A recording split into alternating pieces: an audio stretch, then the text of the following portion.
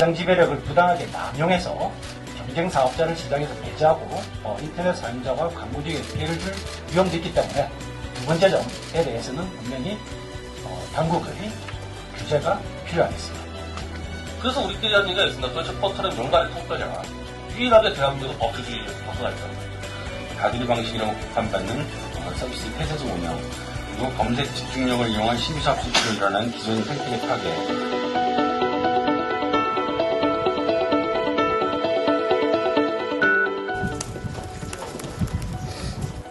지금부터 새누리당 여의도 연구소 주최 공정과 상생의 인터넷 산업을 위한 정책 간담회를 시작하도록 하겠습니다.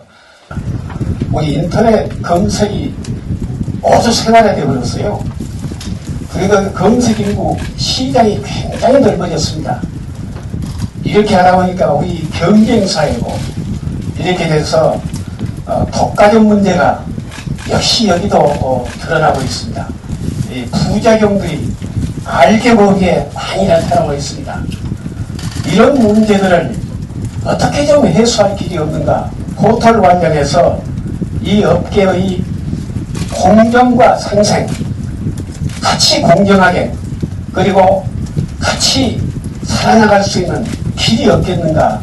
이런 걸 모색하기 위해서 관계자 여러분들을 한자리에 모시고 오늘 정책 간담회를 하게 되어 있습니다. 국산 이 검색 엔진을 개발했던 분들, 그런 선구자 역할을 했던 분들이 나름대로 큰 기여를 한 것이다. 그런 측면에 대해서는 우리가 간과해서는 안 된다고 생각을 합니다. 한편 그런데 이제 그것이 상당 기간 지속이 되면서 너무 독과점이 강화되고 그것 때문에 왜곡 현상이 일어난다.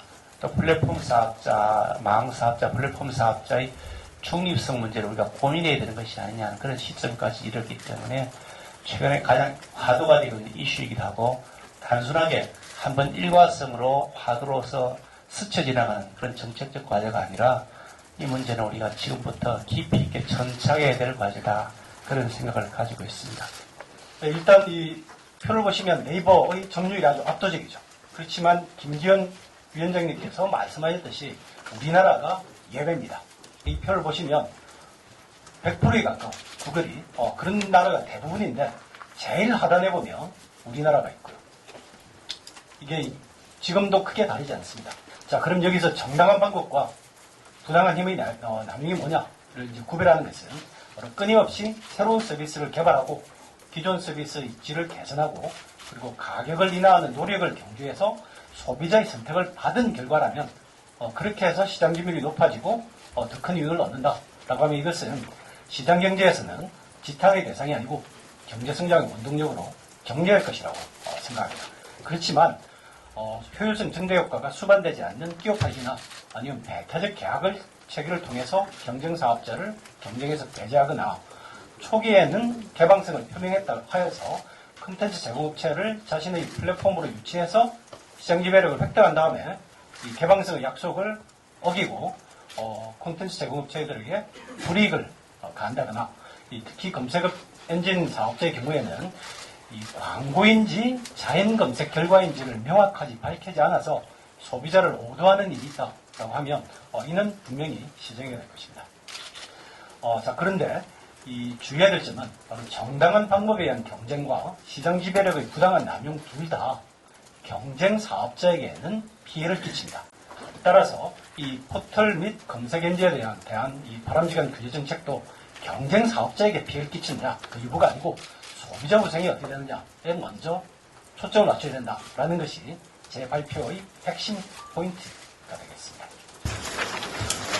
오늘 여의도연구소가 이 토론회를 정책 간담회를 한다고 하는 이제 굉장히 큰 공감대. 특히 오늘 이제 아까 모든 분들이 말씀 있으셨다시피 언론에서 굉장히 큰 관심을 많이 보여주셨습니다. 이것은 포털이 독과점 문제가 이 앞에 지적된 그 공정거래 측면에서 여러 영향을 미치는 것도 사실이지만 뉴스 유통과 관련돼서 매우 큰 영향을 미치는 것 때문이 아닌가 생각을 해봅니다.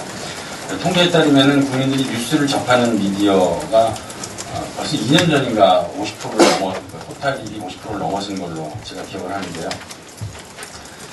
좀 어떻게 달리 생각해보면 작년 정기국회에서 다음과 네이버의 대표 국정감사에 나오셨고, 이제 여야 의원들이 이제 여러 질문을 하셨는데, 그때부터 이 포털 뉴스 운영 방식에 대해서 좀 어떤 그 이견들이 국회에 있었던 게 아닌가 하는 생각을 해봤고, 또 올해 있었던 네이버의 뉴스탠드 개편이 뭐 현재까지 뭐 모든 결과를 다 얘기할 수는 없지만 그 언론 입장에서도 굉장히 좀 그 불만족스럽고, 또 네이버 입장에서도 뭐 이렇게 뭐 좋은 결과가 아니고, 특히 이용자들이 오히려 더 그걸 불편하다고 생각하는 그 여론이 굉장히 많이 생기면서 이런 논의에 좀 어떤 기폭제가 되는 것이 아닌가, 뭐 이런 시각을 저는 이제 기사에도 보긴 했습니다.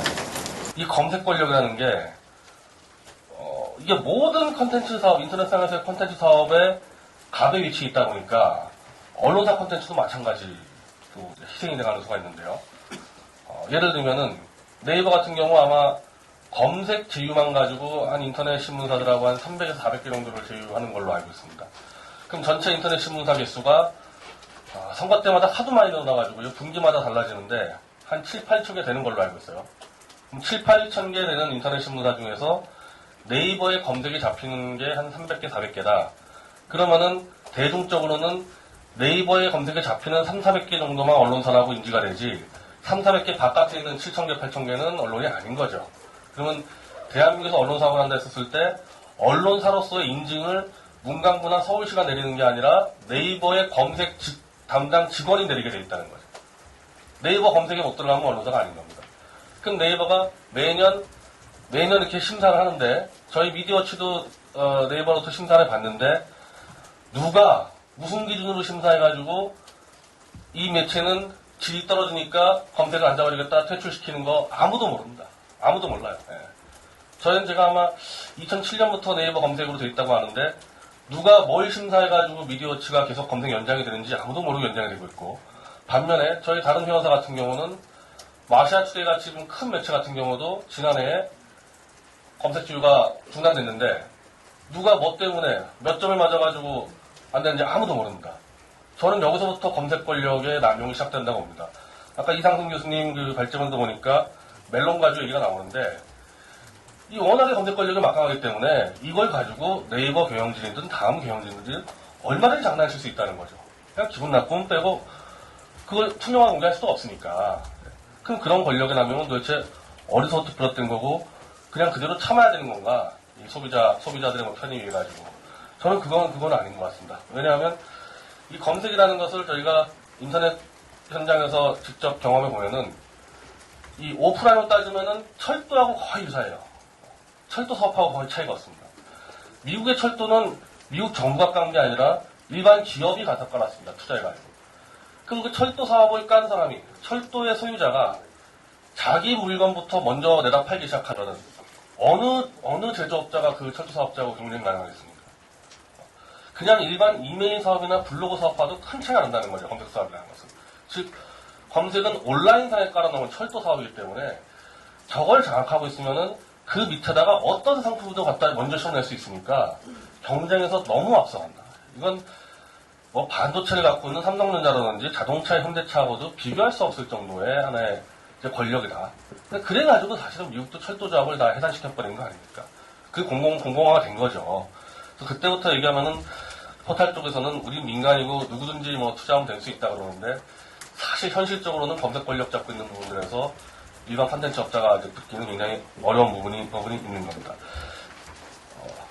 광고부터 수작업 편집 그리고 뭐 자동 편집 때 구분하도록 만들어 놓고 그러니까 최소한의 검색 사업자가 지켜야 될 최소한의 의무 조항을 이제 만들어 놓은 게 검색 사업자법인데 제가 한 가지를 설명해 드리면요. 지금 포털은 부가통신 사업자로 이렇게 신고하면 다 할 수가 있죠.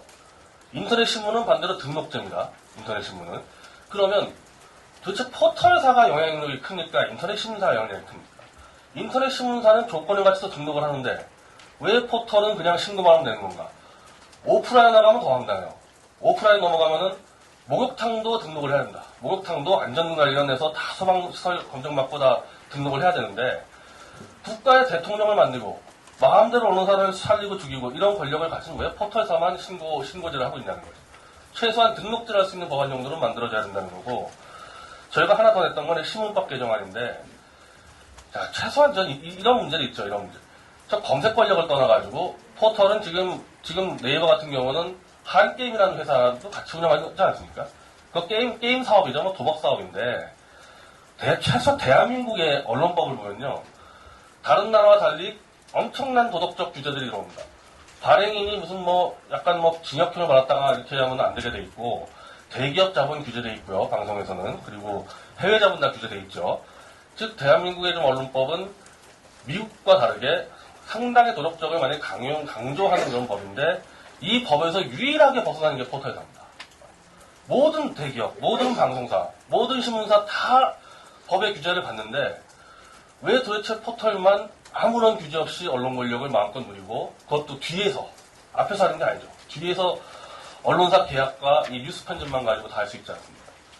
굉장히 이제 언론에서 많은 기사를 생산을 하고 있는데 사실 그 기사에 대해서 개별 팩트가 맞고 틀리고 이런 거에 대해서 이제 논의를 할 수는 감론을박을 할 수 있겠지만 근본적으로 이제 기사의 취지는 네이버가 국내 인터넷 기업의 어떤 이제 좀 선두 혹은 선도 기업으로서 그런 어떤 생태계 발전이라든가 그다음에 공정한 경쟁을 위해서 적절한 역할을 해줘야 되는 거 아니냐 이제 그런 걸 지적하신 거라고 생각을 하고요. 그래서 그런 큰 방향성에 대해서 저희들이 경청을 하고 그다음에 저희가 필요한 개선이 필요한 게 있다면 개선을 하고 이제 그런 것들에 대해서 저희 입장을 밝힐 수 있는 그런 기회가 있었으면 좋겠다라고 생각을 했는데 새누리당 여의도연구소에서 이런 이제 그 문제를 이렇게 공론의 장으로 올려서 이렇게 이야기할 수 있게 해준 거에 대해서 저희로서도 의미 있는 자리가 된다고 생각을 하고 있습니다.